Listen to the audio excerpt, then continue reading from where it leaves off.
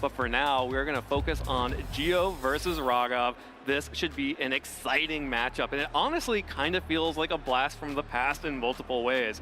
Raghav is using what really feels more like an early Teal Mask team here with the Mystic Water Urshifu Rapid Strike and the Hearthflame Ogerpon, not running the Wellspring Ogerpon like we see Gio has on the other side. That has become the more popular Ogerpon.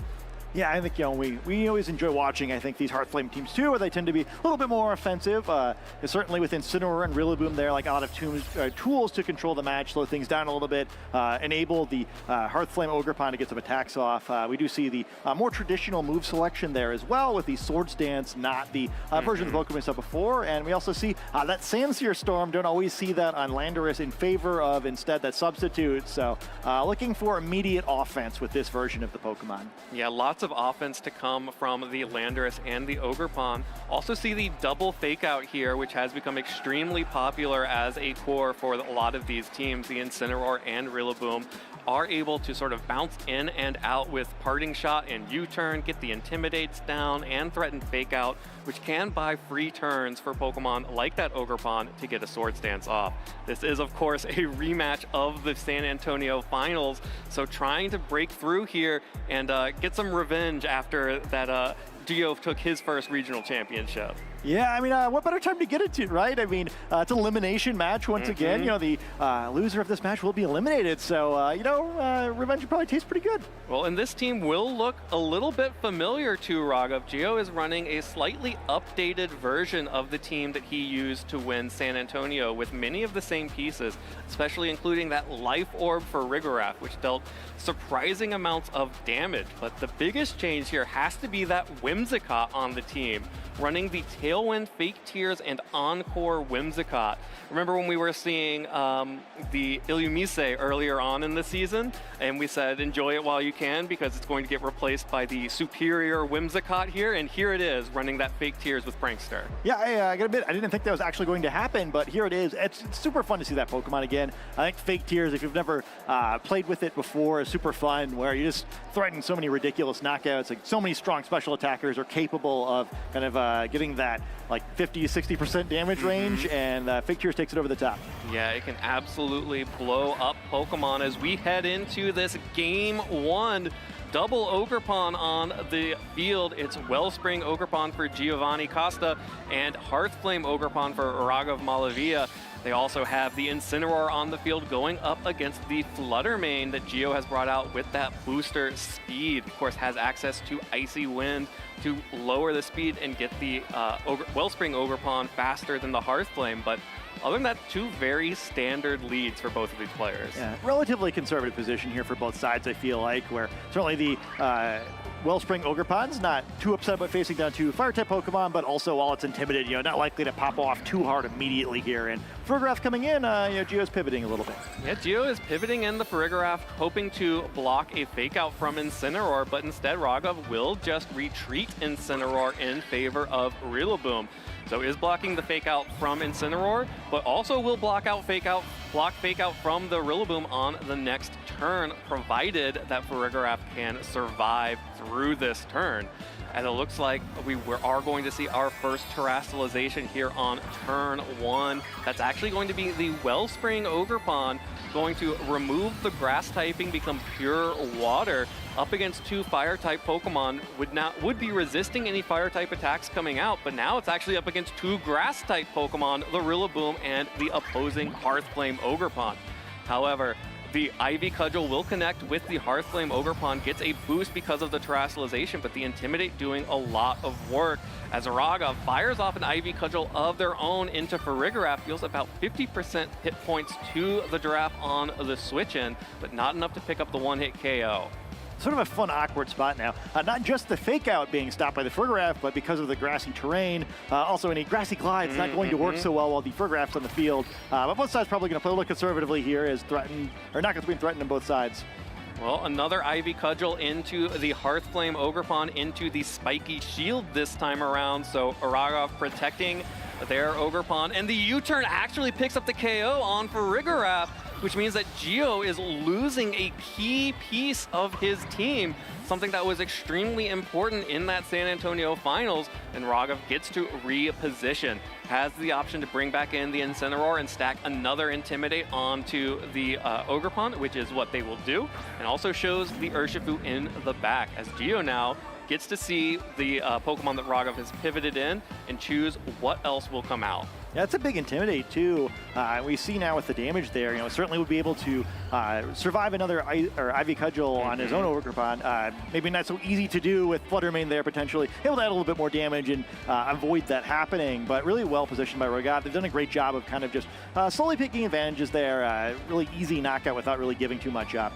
Yeah, and now that the Farigiraf is off the field, there is no Armor Tail, which means that the Hearthflame Ogerpon is unlocked to go for Grassy Glides, and the Incineroar is unlocked to go for Fake Outs.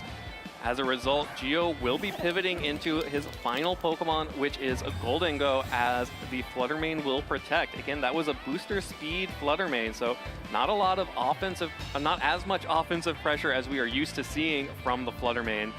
That Protect will be very useful. Actually catches both attacks from Raghav, the Grassy Glide and the Flare Blitz. So the Gholdengo actually coming in for free here, and that is a Choice Specs Gholdengo running Make It Rain, Shadow Ball, Focus Blast, and Power Gem, which actually looks pretty good against these two Fire-type Pokemon. Yeah, not the greatest type advantage or type matchup in the world on the surface, but yeah, I mean, that Power Gem, not a move we see a whole lot, but it could be a great choice here. Moonblast coming in first and not doing too much. Well, Gio did not go for speed control from Icy Wind. Instead, lets Gholdengo take an Ivy Cudgel from the Ogerpon on Raghav's side. But the combination of Power Gem and Moonblast will KO the Incineroar. So Raghav's Incineroar is off the field, and Gio has been able to preserve both of the Pokemon here on the field, but took a lot of damage on Gholdengo in return. Yeah, now we see with the Urshifu coming out here, really helps this positioning a little bit. Could threaten a potential knockout on this Gholdengo now, I guess, which couldn't protect anyway, but doubly can't protect in front of Urshifu. Or pressuring this Flutter Mane. We saw how effective its Protect was previously. A little more difficult to do that now with Urshifu staring it down. Yeah, and this Urshifu we have seen, I mentioned earlier that it's more of the standard old school Urshifu with the Mystic Water, but it's also running the updated Terra type here, running a Steel Terra, not the offensive Water typing, which means it will be able to defend itself from Fairy type attacks coming out from that Flutter Mane. Gio will be retreating. The Gholdengo doesn't want to stay locked into Power Gem right now. Brings back in the Wellspring Ogerpon as the Terastallization comes through for Raghav. They will be Terastallizing their Urshifu into that Steel typing to resist any Fairy type or Ice type attacks even coming out from that Flutter Mane. So Moonblast no longer dangerous, but what is dangerous is this Grassy Glide from the Hearthflame Ogerpon. Almost picks up the KO on the Wellspring Ogerpon on the switch-in. Flutter Mane, not enough damage to get a KO with that Shadow Ball. Instead, going to be KO'd right back. 3 hits from the Surging Strikes is enough to do it. And that means that Gio has taken so much damage and was not able to pick up a KO in return. Yeah, I think that's just been a really great game so far from Raghav. Picking up a bunch of damage, having fantastic positioning now, and a really low HP Ogerpon. We're about to see a very low HP Gholdengo rejoin the field, and then also critically, the Grassy Terrain expiring here. I think maybe the one way you could imagine Gio crawling back into this one is getting Rillaboom back out before that Grassy Terrain expired, but we'll be able to reactivate that when it re-enters the field and allow potential 80 priority moves, but might not be necessary here. Yeah, no help needed from the Rillaboom as Aqua Jet picks up the KO on Gholdengo. Ogerpon from Gio's side will try to answer with the Ivy Cudgel. Connects onto the Hearthflame Ogerpon, so we'll be able to pick up that KO. But again, like you mentioned, Rillaboom just gets to come back out here and has a great type matchup. Full health from the Rillaboom, able to easily clean up this game for Raghav and bring their hopes for day 2 and a victory over their rival from San Antonio one step closer to fruition. Yeah, revenge is just a game away, and I really like both their team and how they played this one. There are just so many priority moves on this team, and picking up that quick knockout on Frigoraph I thought was just so important here, where it unlocked about half the moves, it feels like. But like on Raghav's team, I think on Gio's side, it's really important to protect Frigoraph better, or even just to not reveal your fourth Pokemon and don't bring it out. Where when Raghav doesn't have to respect the Armor Tail anymore, I think it just makes the game so much easier for them. And I mean, can you mention how big it was in the finals before, or you see kind of what happens without it? Yeah, and actually losing this Farigiraf is such a big deal because we see here that Gio had the Wellspring Ogerpon next to Farigiraf up against the Rillaboom and the Hearthflame Ogerpon on Raghav's side. And with the Farigiraf on the field, the terastallized Ogerpon, Wellspring Ogerpon, is very safe because Hearthflame only has Grassy Glide, not running Woodhammer or Hornleech, only has Grassy Glide as grass-type coverage. But by Raghav making an incredible play to pick off the Farigiraf with that U-turn and catching damage on the switch-in meant that Gio just wasn't able to protect his Pokemon anymore, and Raghav took a huge lead from that point and didn't let it go. Yeah, I mean, speaking of that U-turn, I do think that's one thing that's really cool about both these teams. We've seen plenty of Parting Shot and Incineroar pivoting, but that U-turn paying dividends on Raghav's side of the field. Very important for them to have Rillaboom on or off the field at the right times. Getting that second Grassy Surge is really important. On the flip side, we actually see U-turn on Incineroar as well for Gio. I don't know if that'll actually come out and be a factor in this match or not, but we more often see that Parting Shot doesn't work with the item that this Incineroar has. Well, there is Incineroar on the field for Gio. And yeah, the Assault Vest means that Gio has to run U-turn instead of the Parting Shot. But it's going to be Incineroar and Farigiraf staring down Urshifu and Incineroar for Raghav's side. Have to give the advantage to Gio here. It's the only person with access to Fake Out here and the ability to potentially set Trick Room with that Farigiraf. Yeah, can definitely get it here if he wants it. And I think that's an interesting twist to this matchup as well. One thing that at least is good for Raghav, they're Urshifu able to protect something we don't see very frequently, but do you really just want to leave that out in the field and allow a Trick Room to happen, right? Yeah. Where probably not worth it. Going to have to absorb this Fake Out here for the team, allowing this Incineroar to do something here. Would be a big knockoff. Ooh, that's a good knockoff into Farigiraf. The Intimidate being extremely important to preventing huge damage coming out from Farigiraf, but does knock off the Life Orb, which means the Psychic is not quite as powerful as it could be, but Farigiraf doesn't need it. Just picks up the KO straight up on that Urshifu, and that Pokemon has gone down. A major offensive threat reduced to rubble here from the Giraffe, and Gio has done much more with that Pokemon this time around than last time. Yeah, and critically, it's still available, right? I think with no Trick Room occurring there, probably the play here is to get it off the field so you can keep threatening it. One of the advantages of the knockout there instead of attacking is, with all this priority, Trick Room may not do that much. Well, Farigiraf protecting in the front of a Swords Dance from this Ogerpon. Raghav trying to punish some passive play from Gio. Will not be able to pivot out their own Incineroar, though, because the Protect will block that Parting Shot. Instead, Gio will just get to U-turn into the opposing Incineroar, and now sees the Swords Dance boosted Ogerpon on the other side, gets to choose a new Pokemon to come out, and it is Whimsicott showing up here. So not a Pokemon we see a whole lot. If you've forgotten what Whimsicott has done, in its absence over the years, one of the things that it's very well known for is that Prankster Encore, which would be very effective against the Swords Dance here. It seemed like a very free Swords Dance, became much less so. Now it's a very tricky spot for Raghav, as not only have they lost a Pokemon, but they're being pinned by that cute little Pokemon. Yep, forced to switch out immediately after getting a Swords Dance feels so bad, but instead Rillaboom coming in to replace the Ogerpon as Raghav has to switch it out in the face of an Encore from the Whimsicott. Gio will go ahead and protect Farigiraf as well, keeping his options open, and gets a high-value Intimidate off onto both the Rillaboom and Incineroar here. That Incineroar has now taken 2 Intimidates, so will not be able to deal as much damage as it may want to into either of these Pokemon especially. Here it is, the Terastallization on Whimsicott, going to become a Fire-type Pokemon. With that Urshifu off the field, Fire-typing, Raghav has shown all 4 of their Pokemon can't break through this Pokemon now. Yeah, Whimsicott could be very annoying. Certainly not can really use this move offensively, but now resisting this Flare Blitz, basically taking no damage with the help of its ally Incineroar, and this Whimsicott could be a nightmare.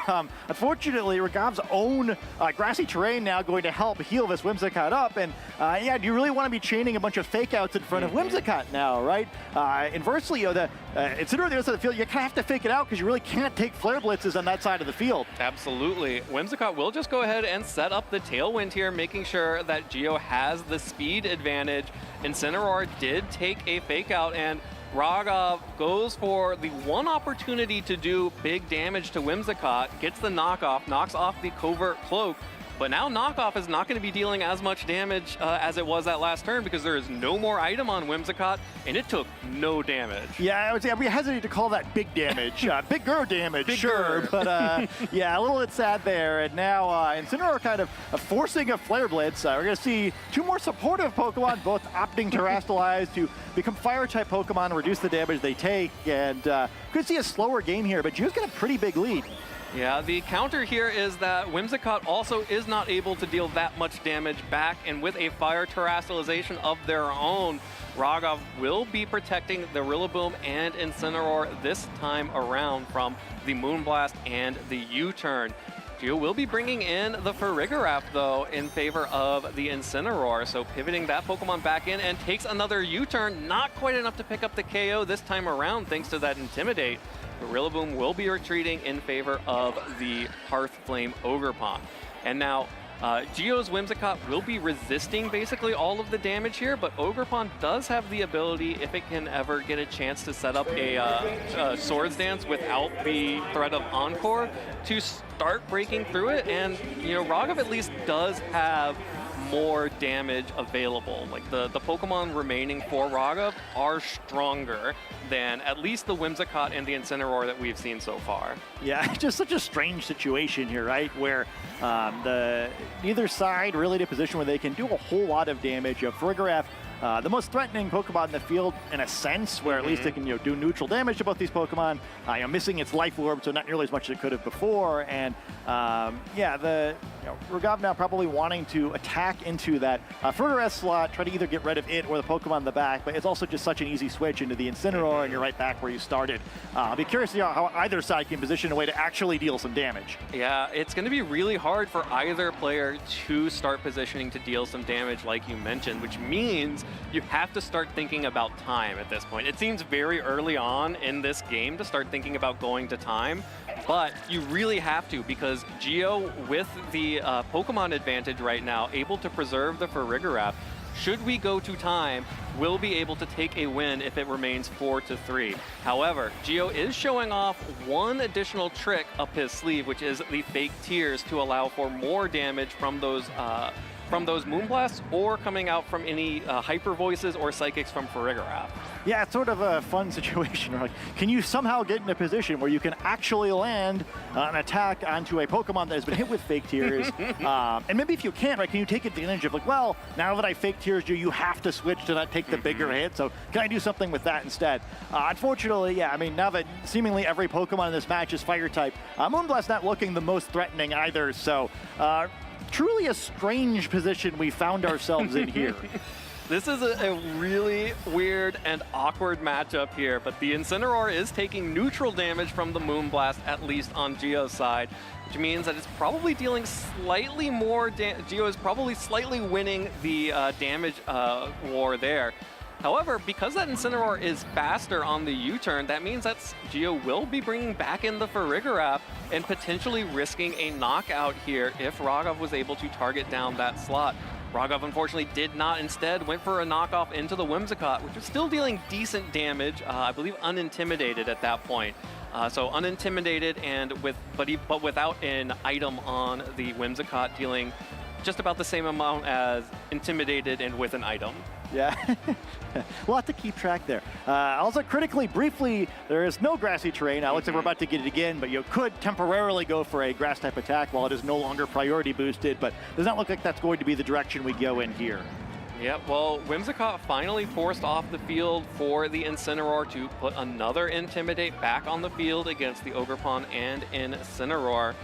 while Raghav will immediately be retreating their own Incineroar off the field for Rillaboom to bring the grassy terrain back. And, you know, I was actually kind of in the back of my mind noticing how quickly both of these players had been putting in their moves at the start of the game. I have to wonder if the pace of play will start to slow down as we continue to find ourselves in these types of situations.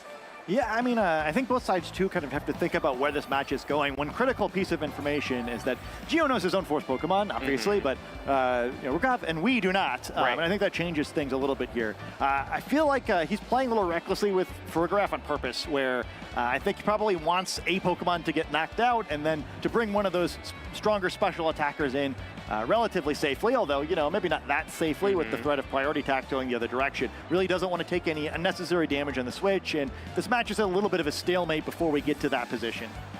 Well, another Pokemon switch from Gio. Whimsicott for the Farigiraf. The Cotton Ball on fire back on the field. Gio will be able to take a turn of Fake Out here onto the Rillaboom, prevents that from moving, and the Ivy Cudgel into Whimsicott.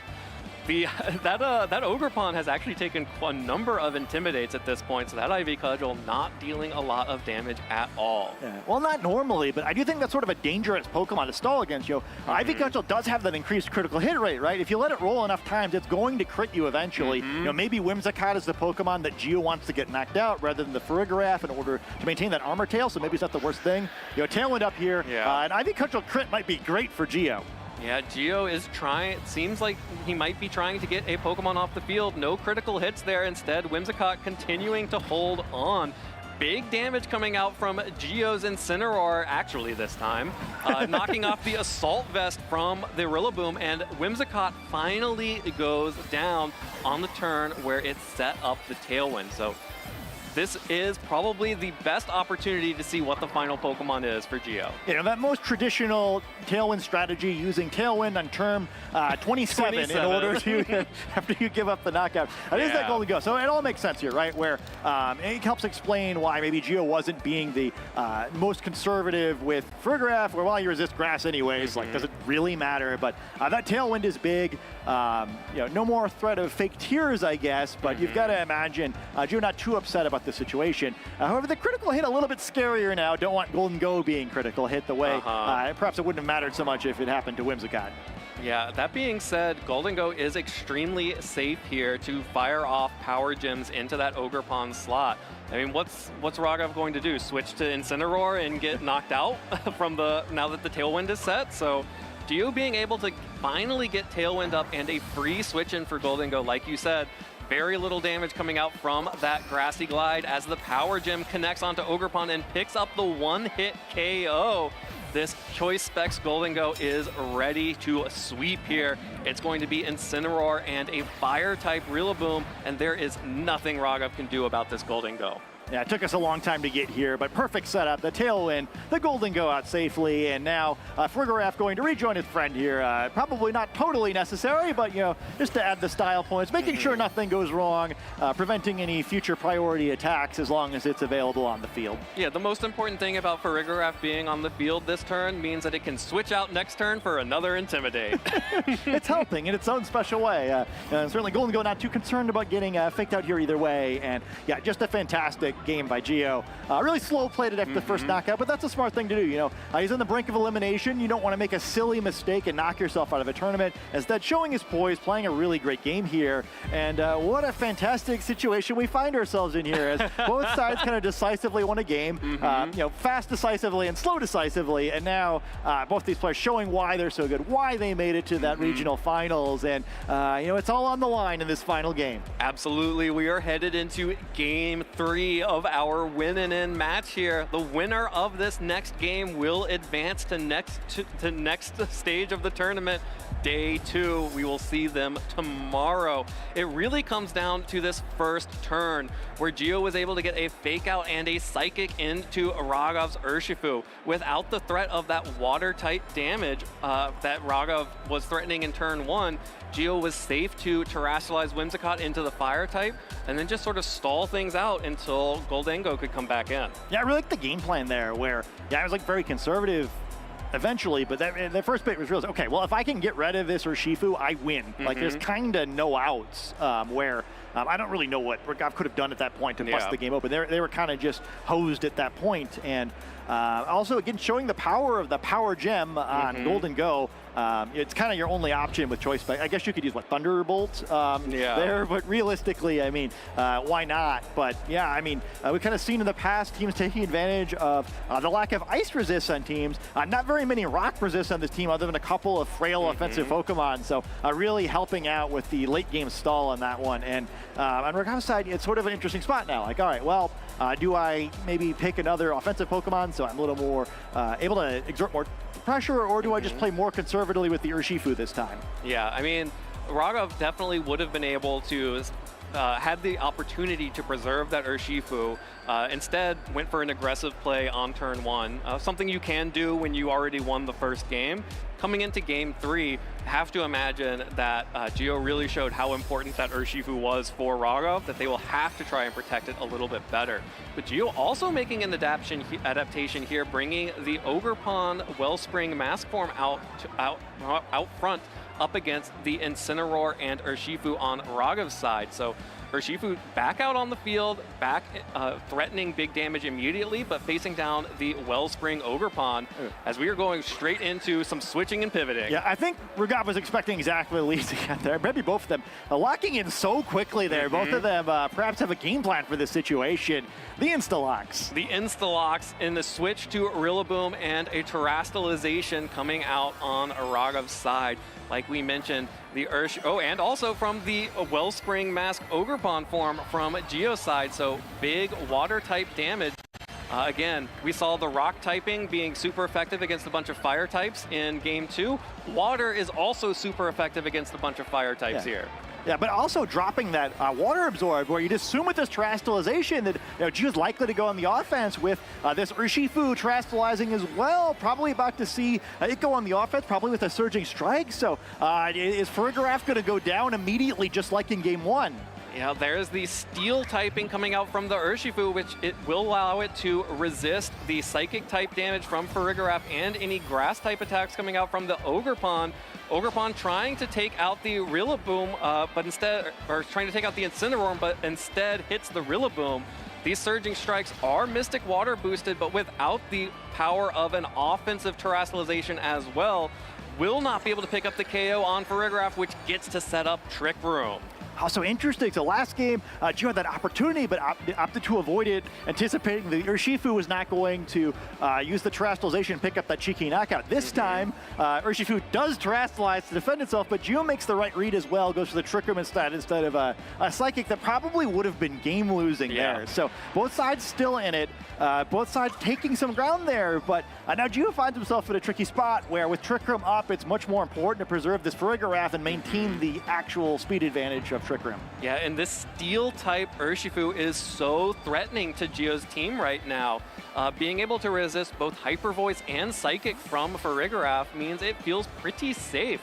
But Gio also has to switch out the Ogerpon, brings in the Golden Go MVP from game 2, and a Hyper Voice from the Farigiraf deals decent damage to the Rillaboom, but not a whole lot because of the Assault Vest. And again, that Terastallization from the Urshifu means that it takes pitiful damage from the Hyper Voice, as a Wood Hammer deals pretty decent damage, all things considered, to Golden Go on the switch-in, and Farigiraf has gone down.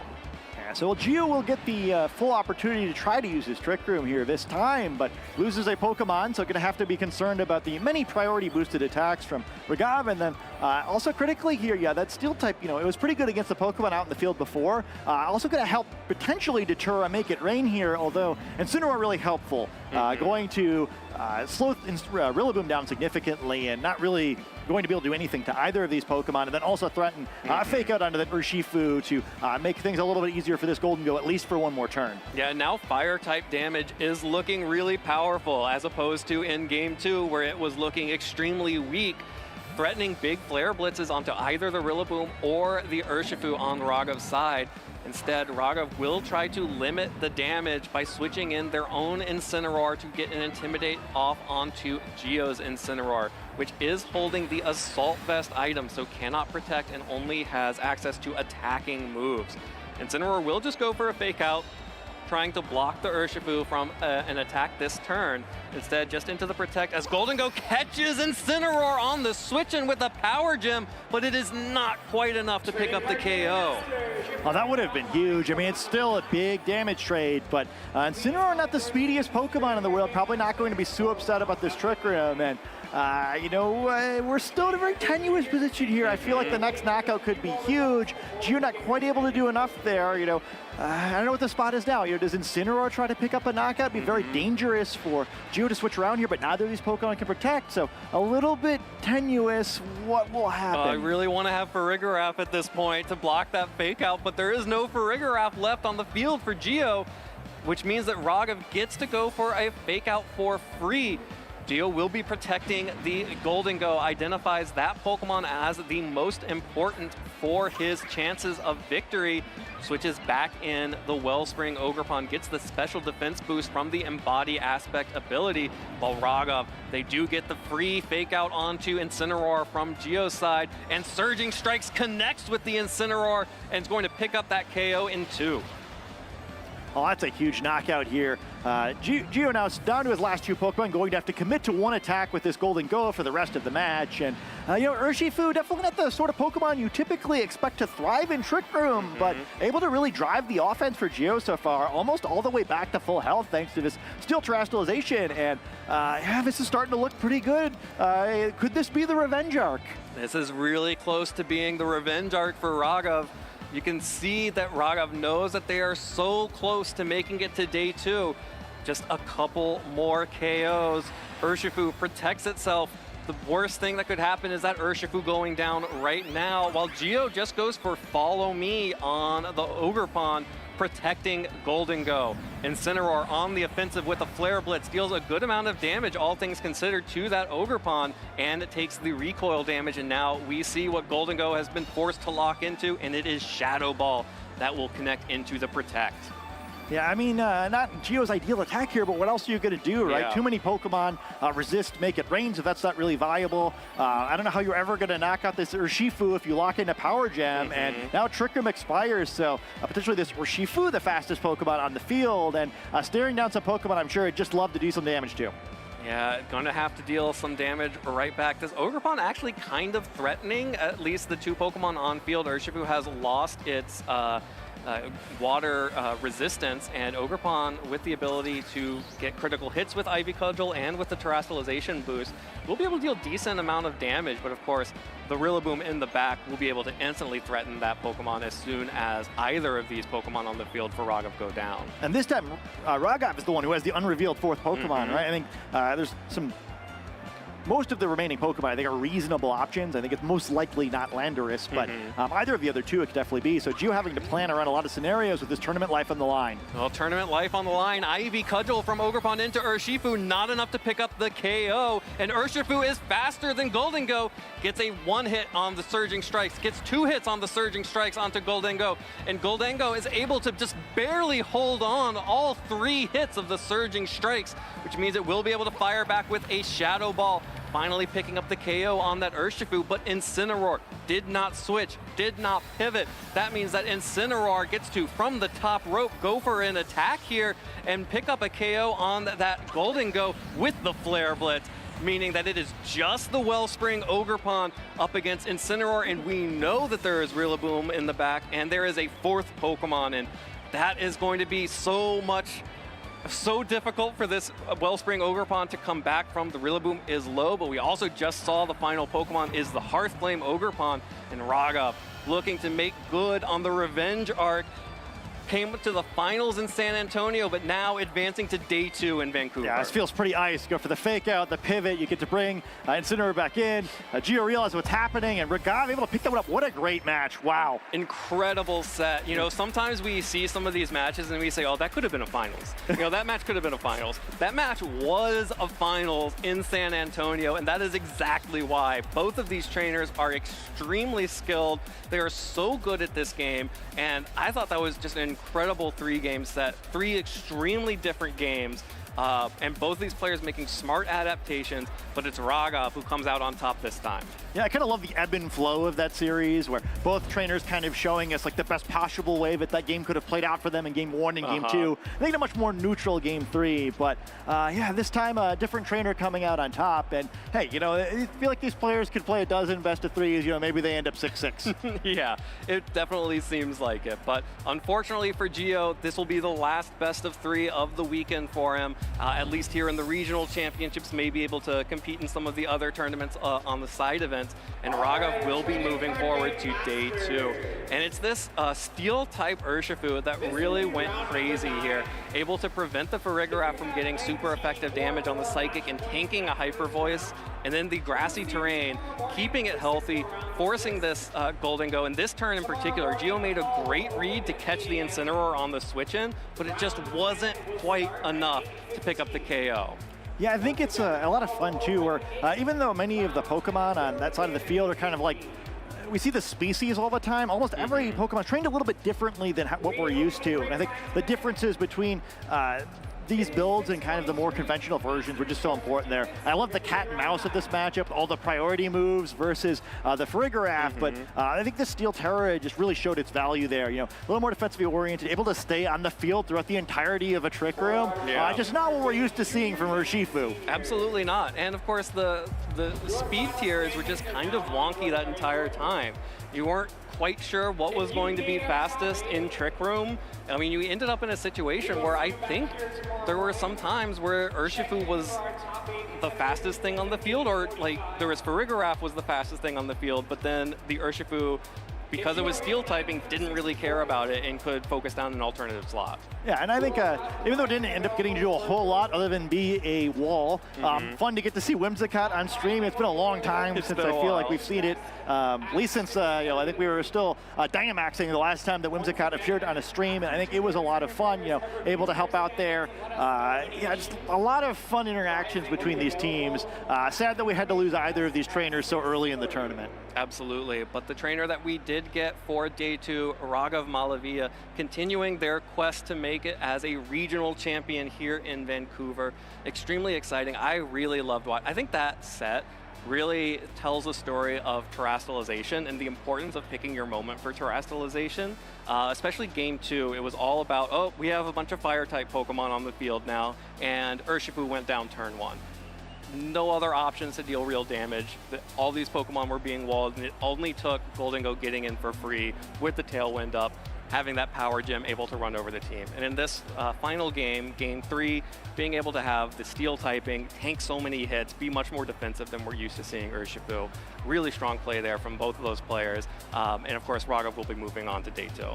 Yeah, I think the value of terastallation and like kind of maneuvering in that first knockout have been so big. Really fun to watch all of the early exchanges in these matches. Awesome. Well, let's go ahead and kick it down to the lounge where Gabby is going to be talking with our newest member of the day 2 squad, Raghav Malaviya. Thank you so much. I'm here with Raghav, day 2 competitor, no stranger to day 2. Congratulations. Thank you so much. Yeah, I mean, it's getting real familiar here. I barely remember what day 1's like at this point. Like, flew by today, had some stressful matches, but I'm really glad I could actually just clinch it out here, especially on stream. What do you think has been the secret to your consistency? I think it's just kind of like a mindset shift. I've always been a really anxious person, but over the last couple of years, I've just been trying to be kinder to myself, and I kind of just understand that it's a game that has luck, and I try my best, really, yeah. Yeah, I think we can all be a little kinder to ourselves at the end of the day. But talking about that last match, it really felt like you had a handle on the matchup, even when things got a little bit weird in game 2, I want to say. I mean, Terra Fire Whimsicott, I was not expecting that. Yeah, I don't know. You could probably look back and watch the VOD. Every time I hit that Whimsicott, I would just be like, oh, it's doing nothing. Like, I got bored. Like, it was taking a long time. I was honestly scouting for information. I really wanted to know what his last Pokemon was. I think I made like a really, really unnecessarily risky play game too.